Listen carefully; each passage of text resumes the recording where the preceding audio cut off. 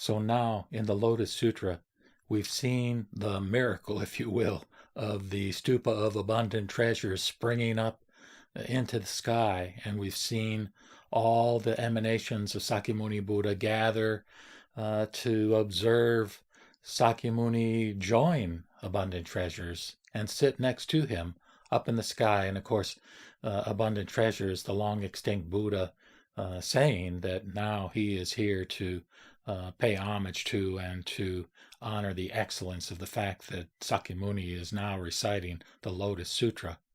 So here we're now getting into a phase where the Bodhisattvas in particular are so inspired and so psyched up, so to speak, so eager that they're saying, we want to promulgate this teaching. We want to spread the Lotus Sutra. We want to teach it. We want to copy it, recite it, preach it, whatever.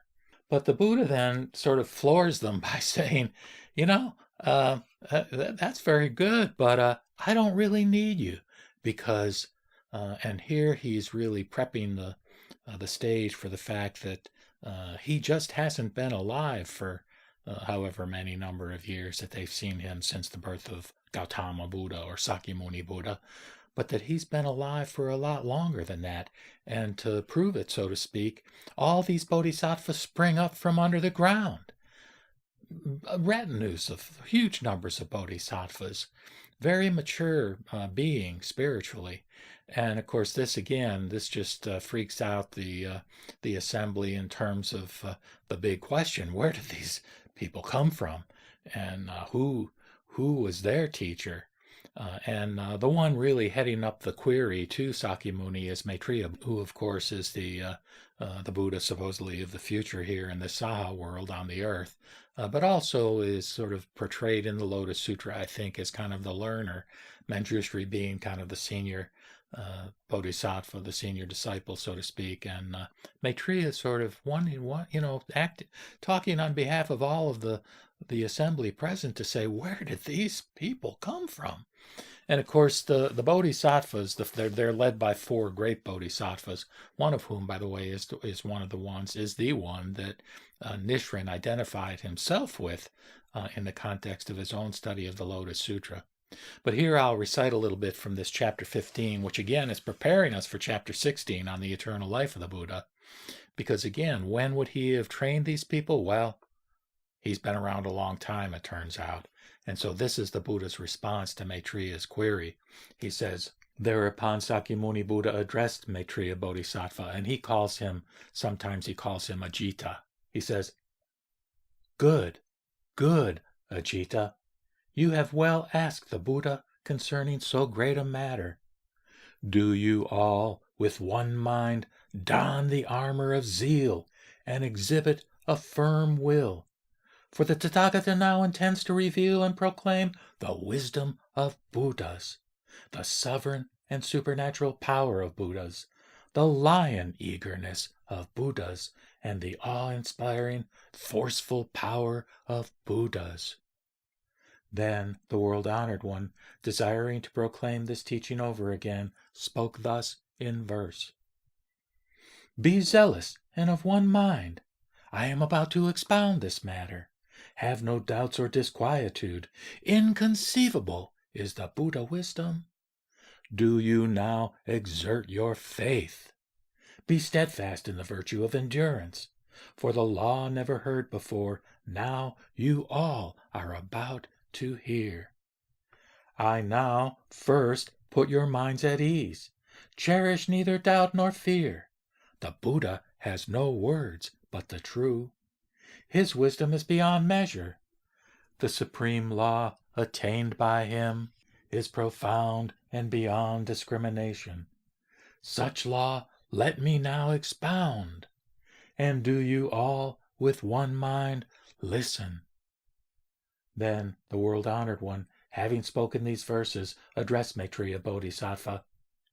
Now I, in this great assembly, declare to you all, Ajita, all these great Bodhisattva Mahasattvas, in innumerable and numberless Asamyakas, who have issued from the earth, and whom you have never seen before, I, in this Saha world, after attaining perfect enlightenment, instructed and led them. All these bodhisattvas controlled their minds and caused them to set their thoughts on the way. All these bodhisattvas dwell in the space beneath this Saha world, where they read, recite, penetrate, ponder, and discriminate the sutras and correctly keep them in memory. Ajita, these good sons and daughters have not found pleasure in talking among the crowd, but have found their pleasure in quiet places, in diligence and zeal. They have not relaxed, nor clung to abodes among men, but have ever taken their pleasure in profound wisdom, without let or hindrance, have ever rejoiced in the law of Buddhas, and with one mind have zealously sought supreme wisdom. Ajita, know thou, all these great bodhisattvas from numberless kalpas have studied the Buddha wisdom. All of them are my converts, whom I have caused to desire the great way.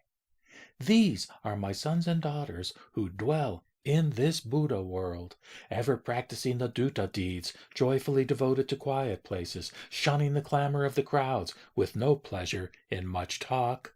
Such sons and daughters as these are learning the law of my way, always zealous day and night for the sake of seeking the Buddha way. They dwell in space, beneath the Saha world, firm in their power of will and memory, ever diligently seeking after wisdom. They preach all kinds of wonderful laws, having no fear in their minds. I, near the city of Gaya, sitting beneath the Bodhi tree, accomplished perfect enlightenment, and, rolling the supreme law wheel, I have then taught and converted them, and caused them first to aspire to the way. Now all abide in the never relapsing state, and all will become Buddhas. What I now speak is the truth. Believe me with single minds. I, from a long distant past, have instructed all this host. Then the Bodhisattva Mahasattva Maitreya and the numberless Bodhisattvas and others were seized with doubt and perplexity, wondering at this rare thing, and reflected thus: How has the world-honored one, in so short a time, instructed such innumerable countless asamyakas of great Bodhisattvas, and caused them to abide in perfect enlightenment? Then, addressing the Buddha, they said, World-honored one, the Tathagata, when he was a prince, left the Sakya place, and not far from the city of Gaya took his seat on the wisdom terrace, and attained to perfect enlightenment. From that time but 40 years have passed.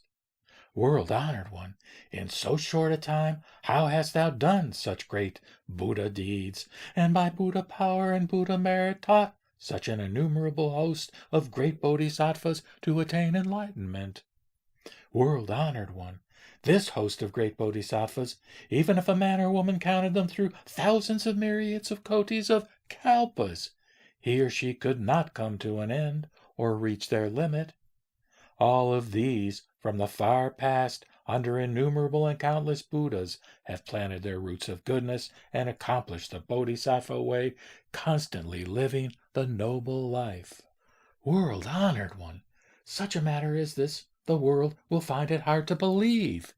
Today, the world-honored one has just said that when he attained the Buddha way, he from the beginning caused them to aspire to enlightenment, instructed and led them, and caused them to proceed toward perfect enlightenment. It is not long since the world-honored one became a Buddha, yet he has been able to do this great meritorious deed. Though we still believe what the Buddha opportunely preached, and the words the Buddha uttered have never been false, and also the Buddha's knowledge is all perceived by us, yet if newly converted bodhisattvas hear this statement after the Buddha's extinction, they may not receive it in faith, and this will give rise to causes of wrong action, to the destruction of the law. So, world-honored one, be pleased to explain it, removing our doubts, and so that all thy good sons and daughters in future generations, on hearing this matter, shall also not beget doubt.